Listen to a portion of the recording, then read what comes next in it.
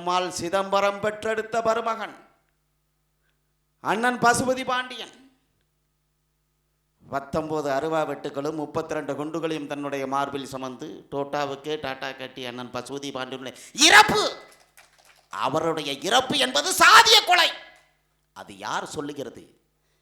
உன்னையும் என்னையும் இந்த மண்ணில் நீங்கள் யாரெல்லாம் இந்த மண்ணில் இரட்டை இலைக்கும் உதயசூரனுக்கும் வாக்கு செலுத்தி அவர்களை அதிகாரத்தில் உட்கார வைத்து அழகு பார்த்தீர்களோ, அந்த திராவிட கட்சிகளும் அந்த ஊடகங்களும் சொல்லுகிறது பசுபதி பாண்டியன் என்பவர் ஒரு சாதியவாதி, அவர் நடத்தப்பட்ட கொலைகள் என்பது அது ஒரு சாதிய கொலை என்று பேசுகிறது. என் அன்பான மக்கள், அண்ணன் பசுபதி பாண்டியன் அவர்களுடைய வாழ்வியலில் சுமை தூக்கும் தொழிலாளர்களாக இருந்து ஒட்டுமொத்த தமிழ் சமூகத்தினுடைய தலைமையை ஏற்று தூத்துக்குடி ஆர்பர் அந்த தொழிற்சங்கத்தினுடைய தலைவனாக இருந்து அந்த தொழிற்சங்கத்தையே அந்த தூத்துக்குடி ஆர்பரவே மூடிய ஒரு வரலாற்று பெருமை அண்ணன் பசுபதி பாண்டியன் அவர்களுக்கு இருக்கு. அவர் அந்த தூத்துக்குடி அந்த சுமை தூக்கும் தொழிலாளர்கள் என்பது வெறும் பள்ளன் மட்டும்தான் இருந்தானா? அங்க நாடார்களும் இருந்தார்கள், கோணார்களும் இருந்தார்கள், மறவர்களும் வேலை பார்த்தார்கள். எல்லா சமூகமும் எல்லாருமே வேலை பார்த்த காலம் அந்த தூத்துக்குடி அந்த ஆர்பர் என்பது அந்த தொழிற்சங்கம். ஒட்டுமொத்த தமிழ் சமூகத்திற்கும் மாற்றுமொழி பேசுகிறவர்களுக்கும் தலைமையாக இருந்தவர் அண்ணன் பசுபதி பாண்டியன் அவர்கள். ஐயா தேவ ஆசீர்வாதமும் குருசாமி சித்தர்களும் ஆம் மன்னர் மல்லர்களே பாண்டியர்களே என்ற மூவேந்தருடைய வாழ்வியலை தெரு தெருவாக பறைசாற்றிய பொழுது, பட்டியல் வெளியேற்றமே மருதநல மக்களுடைய வாழ்வியல் என்று பேசிய பொழுது, பட்டியல் வெளியேற்றம் என்ற முழக்கத்தை முதலில் அரசியல் களத்தில் கொண்டு வந்தவர் அண்ணன் பசுபதி பாண்டியன் அவர்கள். ஈழ தேசத்திலே பல்லர்களும் நலவர்களும் அங்கு இரு குடிகளாக வாழ்கிறார்கள். பல்லர்களிலிருந்து நழுவிய கூட்டம் நான். எதற்காக இந்த இடத்தில் தமிழ் தேசிய அரசியல் எடுத்து வைக்கிறோம் என்றால், அன்பிற்குரிய உறவுகளே, அடுத்த தலைமுறையாவது இந்த மண்ணில் இந்த மக்கள் அதிகாரத்திற்கு வர வேண்டும் என்றால் நாம் பட்டியல் வெளியேற்றம் அண்ணன் பசுபதி பாண்டியன் அவர்கள் பேசிய முழக்கம், அந்த முழக்கத்தை வீதி வீதியாக கிராமம் கிராம விதைக்க வேண்டும் என்பதற்காக நாமெல்லாம் இந்த இடத்தில் கூடியிருக்கிறோம். இதுவே வரலாற்று.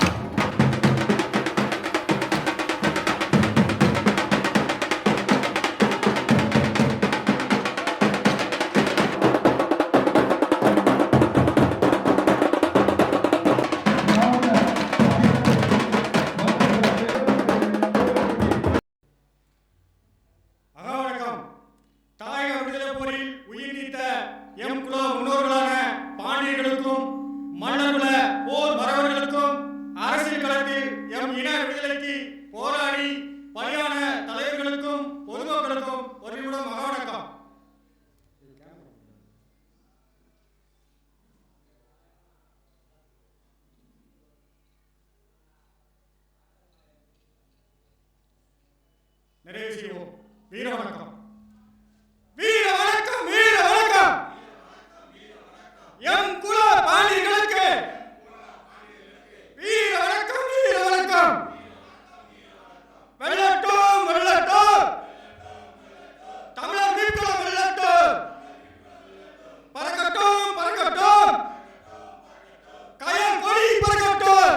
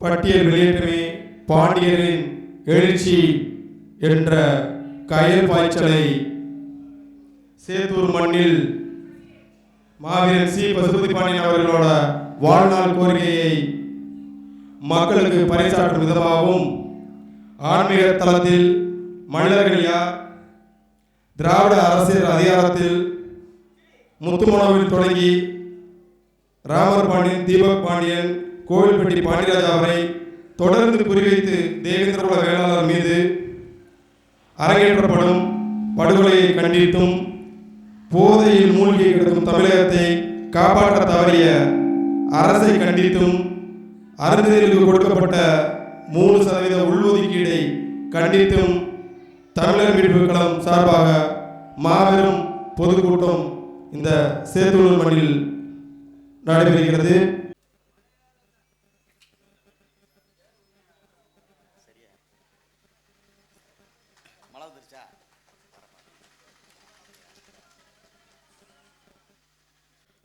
பெருமாவீரன் பிரபாகரன் அவர்களுடைய வழித்தடமே இன விடுதலைக்கான பாதை என்று எம்மை வழிநடத்தச் சொல்லும் தேசிய தலைவர்களுடைய தத்துவத்தை வழிநடத்தும் பட்டு பூச்சிகளின் பிரதேசம் என்று போற்றக்கூடிய கியூபாவை விலங்கு துடித்த அமெரிக்க ஏகாதிபத்தியத்தை விரட்டியெடுத்த ஃபிடல் காஸ்ட்ரோ அவர்களுடைய தத்துவத்தை வழிநெறிப்படுத்தி எங்கெல்லாம் ஒடுக்குமுறை இருக்கிறதோ அங்கெல்லாம் என் கால்களே முன்னே நிற்கும் என்ற சேகுவாரா அவருடைய தத்துவத்தை நடைமுறைப்படுத்தி அகத்தியனும் காப்பியனும் அடுத்து வந்த புலவர்களும் வகுத்து வந்த வன்மொழிக்கு பலகேடு வந்தபொழுது அதை காக்கும் காப்பியனாம் தற்கால காப்பியனாம் ஐயா தேவநேய பாவானருடைய பைந்தமிழை காற்போம் என்று ஒற்றை நோக்கத்தினுடைய தமிழ் தேசிய அரசியலை இந்த மண்ணில் நிலைநாட்டுவதற்கு எம்மோடு களமாடி கொண்டிருக்கும் இந்த ஆண்மர் நாட்டு சீமையில் காலையிலிருந்து தொடர்ந்து இந்த பெரும் பொதுக்கூட்டத்திற்காக களமாடி கொண்டிருக்கும் என் அன்பு தம்பி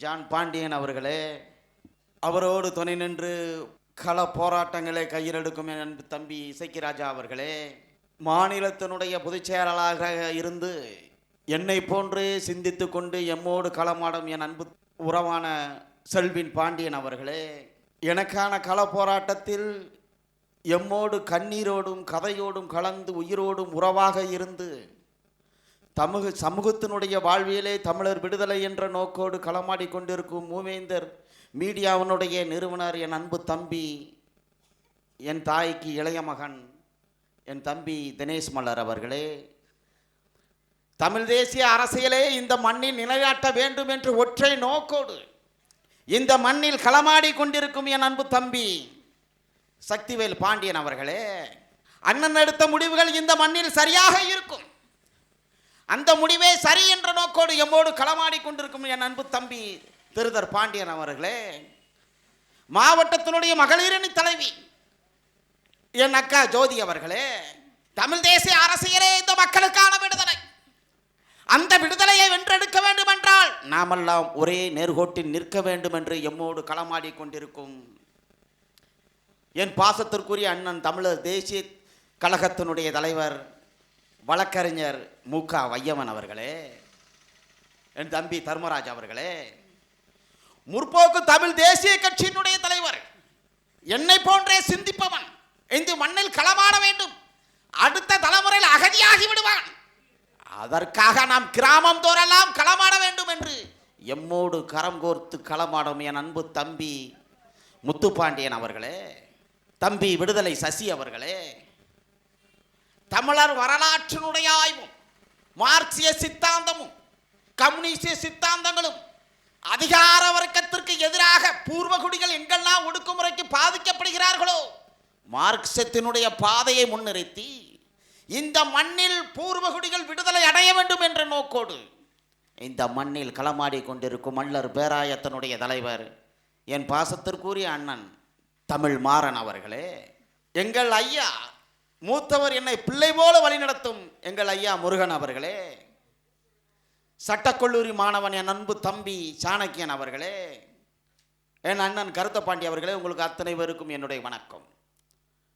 மாலை நேரம் முதல் கடுமையான மழை, காற்றாற்று வெள்ளம், இதற்கு இடையே இந்த பொதுக்கூட்டத்தை நடத்த வேண்டும். எதற்காக நடத்த வேண்டும்? நீங்கெல்லாம் ஓட்டு போட்டு சட்டமன்றம் ஆவதற்கா? இல்லை. கூட்டங்களை உருவாக்கி ஒத்த சீட்டுக்கும் 2 சீட்டுக்கும் நக்கி பிழைப்பதற்கா? அதுவும் இல்லை. அப்ப இந்த மண்ணில் எதற்காக நாம் களமாட வேண்டும்? கிராமம் கிராமமாக சமகால அரசியலை முன்வைத்து இந்த மண்ணில் விடுதலையை பெற வேண்டும் என்பதற்காக நாங்கள் போராடவில்லை என் அன்பான மக்களே. அதற்காக நாங்கள் போராடவில்லை. அடுத்த தலைமுறைக்கான அரசியலை இந்த மண்ணில் நிலைநாட்ட வேண்டும் என்பதற்காக, இந்த மண்ணிலே நாங்கள் களமாடுவதற்காக இந்த இடத்தில் நாங்கள் கூடியுள்ளோம் என் அன்பான மக்களே. அதற்காக நாங்கள் கூடியிருக்கிறோம். அதனை புரிஞ்சுக்கிறோம். ஏதோ 10-11 வந்து இந்த அடாத மழையிலையும் என் அன்பு தம்பிகள் காலையிலிருந்து அவன் பட்ட பாடுகள் எதற்காக நல்லா புரிஞ்சுக்கிறோம். நீங்கள்லாம் வந்து தமிழ் தேசிய அரசியலை எவனெல்லாம் இந்த மண்ணில் நிலைநாட்டுகிறாரோ அவனெல்லாம் இங்க சாதிய குறியீடு. அந்த சாதிய குறியீடு என்ன சொல்லுகிறது என் அன்பான மக்களே? வேலம்மாள் சிதம்பரம் பெற்றெடுத்த மருமகன் அண்ணன் பசுபதி பாண்டியன் 19 அருவா வெட்டுகளும் 32 குண்டுகளையும் தன்னுடைய மார்பில் சுமந்து டோட்டாவுக்கே டாட்டா கட்டி அண்ணன் பசுபதி பாண்டியனுடைய இறப்பு, அவருடைய இறப்பு என்பது சாதிய கொலை. அது யார் சொல்லுகிறது?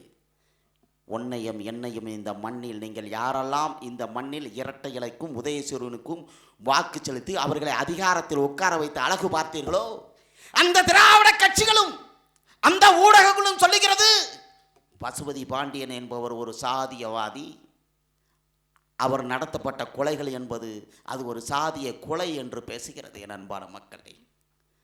அப்ப அவரை எதற்காக இந்த மண்ணில் நாம் அடையாளப்படுத்த வேண்டும்?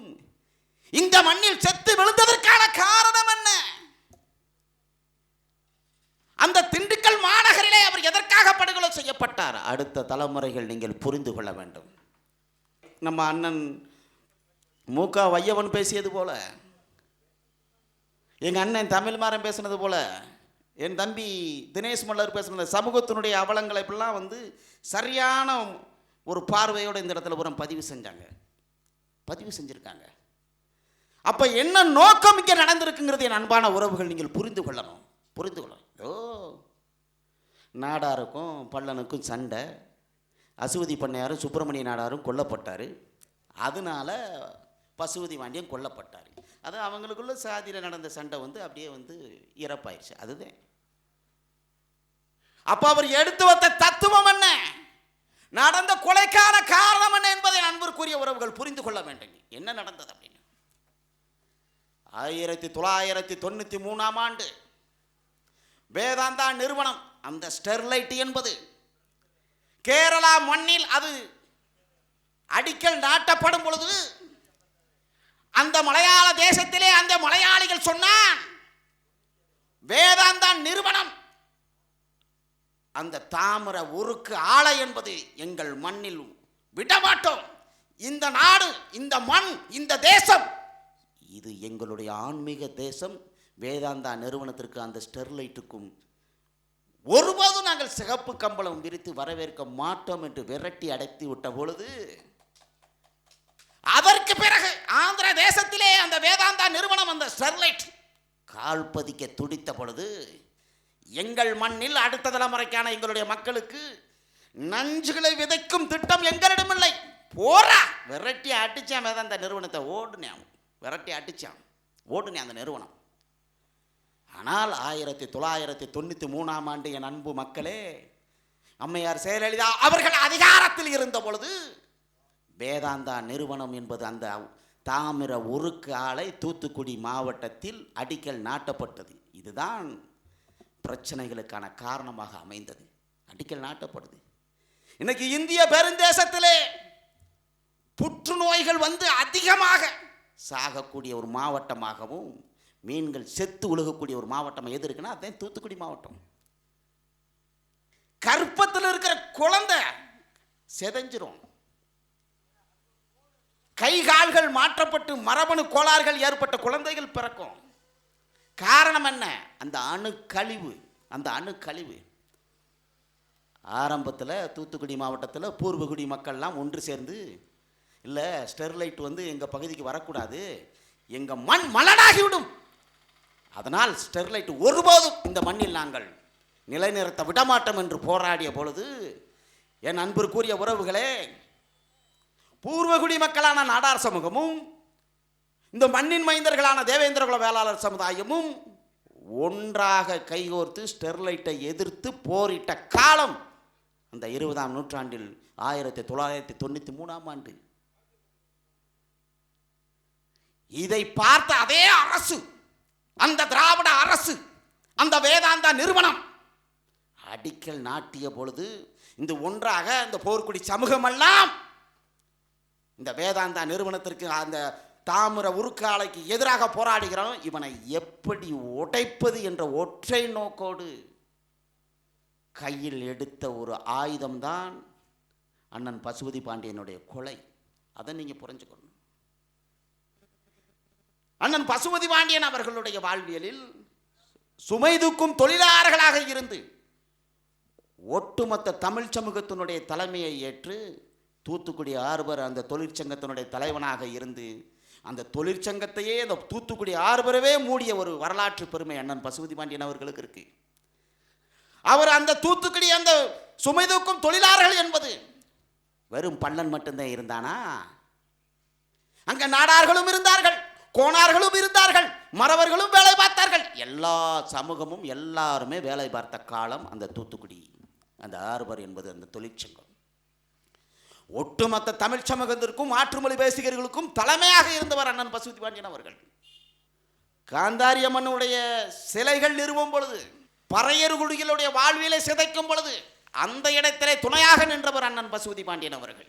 அருந்ததியர்கள் இந்த மண்ணில் பாதிக்கப்படும் பொழுது அருந்ததியர்களுக்கு துணையாக நின்றவர் அண்ணன் பசுபதி பாண்டியன் அவர்கள். மறவர்களும் கோணார்களும் நாடார்களும் செட்டியார்களுக்கும் நடந்த எத்தனையோ சமூக சிக்கல்களுக்கு துணையாக நின்று களமாடிய அந்த பெருமகன் ஸ்டெர்லைட் நிறுவும் பொழுது நாடார்களும் தேவேந்திரர்களும் ஒன்றாக இருந்து போராடிய பொழுது அதற்கு தலைமையேற்ற அந்த பெருமகன் இவர்களை எப்படி உடைக்க வேண்டும் என்ற நோக்கோடு அண்ணன் பசுபதி பாண்டியன் அவர்களுடைய பிரச்சனை, நாடார்களுடைய சிக்கல், அந்த கொலையை ஊதி ஊதி ஊதி பெருசாக்கி அந்த கொலையை நாசகரமாக செயல்படுத்திய திட்ட வரைவு என்பது திராவிடத்தினுடைய திட்டம். கொலைப்பலியை அரங்கேற்றியது வேதாந்தா நிறுவனம். தமிழ் தேசியத்தினுடைய தலைவர் ஐயா பிரபாகரனுடைய விடுதலை புலிகளுடைய அமைப்புகள் ஈழ தேசத்திலே தனக்கான உரிமையை வென்றெடுப்பதற்காக அவர் போராடிய பொழுது அவர்களுக்காக துணை நின்று போராடியவர் அண்ணன் பசுபதி பாண்டியன் அவர். முல்லை பெரியாறு, காவேரி, மீனவர் பிரச்சனை, தமிழ் தேசியத்தினுடைய மூத்தவர் ஐயா பல நெடுமாறன் அவர்களோடு கரம் கோர்த்து தமிழர் மண்ணில் தமிழர் ஆட்சி என்ற நிலத்தோடு தமிழ் தேசிய அரசியலை வீதி வீதியாக விதைத்தவர் அண்ணன் பசுபதி பாண்டியன் அவர்கள். தமிழ் தேசிய அரசியல் ஐயா தேவ ஆசீர்வாதமும் குருசாமி சித்தர்களும் ஆம் மன்னர் மல்லர்களே பாண்டியர்களே என்ற மூவேந்தருடைய வாழ்வியலை தெரு தெருவாக பறைசாற்றிய பொழுது, பட்டியல் வெளியேற்றமே மருதநல மக்களுடைய வாழ்வியல் என்று பேசிய பொழுது, பட்டியல் வெளியேற்றம் என்ற முழக்கத்தை முதலில் அரசியல் களத்தில் கொண்டு வந்தவர் அண்ணன் பசுபதி பாண்டியன் அவர்கள். அதுதான் வரலாற்று உண்மை, அதே வரலாற்று உண்மை. ஆனால் காலம் தந்த கொடை தமிழ் தேசியத்தினுடைய அடையாளமாக இருந்த அண்ணன் பசுபதி பாண்டியன் அவர்களை நடந்த கொலைகளில் ஊதி ஊதி பெரிதாக்கியது வேதாந்தா. பசுபதி பாண்டியன் அவர்களை கொண்டது இந்த திராவிட கட்சி. இதுதான் வரலாற்று உண்மை, இதுதான் வரலாற்று உண்மை. நாடார்களுக்கும் தேவேந்திரகுல வேளாளர்களுக்கு எந்த இடத்துல சண்டை வந்துச்சு? பழனி செப்பேடு சொல்லுகிறது கள்ளுக்கட்டி சாணான் என்று. ஈழ தேசத்திலே பல்லர்களும் நலவர்களும் அங்கு இரு குடிகளாக வாழ்கிறார்கள். பல்லர்களிலிருந்து நழுவிய கூட்டம் நாடார்கள். நிகண்டுகள் சொல்லுகிறது விளைஞர் என்று சொல்லுகிறது. மல்லர், கடையர், களமர், விளைஞர் என்ற சொல், அந்த விளைஞர் என்பது அந்த பனைத்தொழில் செய்யக்கூடிய அந்த சாணார்களை சொல்லப்படுகிறது. இதெல்லாம் கூட எதற்காக சொல்லுகிறோம் என்றால், அன்பிற்குரிய உறவுகளே, நானில மக்களாக இருந்தவர்கள் இன்னைக்கு 260க்கும் மேற்பட்ட சாதிகள் உருவாயிருச்சு. ஆனால் தமிழ் தேசிய அரசியலில் நாம் எதற்காக இந்த இடத்தில் தமிழ் தேசிய அரசியல் எடுத்து வைக்கிறோம் என்றால், அன்பிற்குரிய உறவுகளே, அடுத்த தலைமுறையாவது இந்த மண்ணில் இந்த மக்கள் அதிகாரத்திற்கு வர வேண்டும் என்றால் நாம் பட்டியல் வெளியேற்றம் அண்ணன் பசுபதி பாண்டியன் அவர்கள் பேசிய முழக்கம், அந்த முழக்கத்தை வீதி வீதியாக கிராமம் கிராம விதைக்க வேண்டும் என்பதற்காக நாமெல்லாம் இந்த இடத்தில் கூடியிருக்கிறோம். இதுவே வரலாற்று.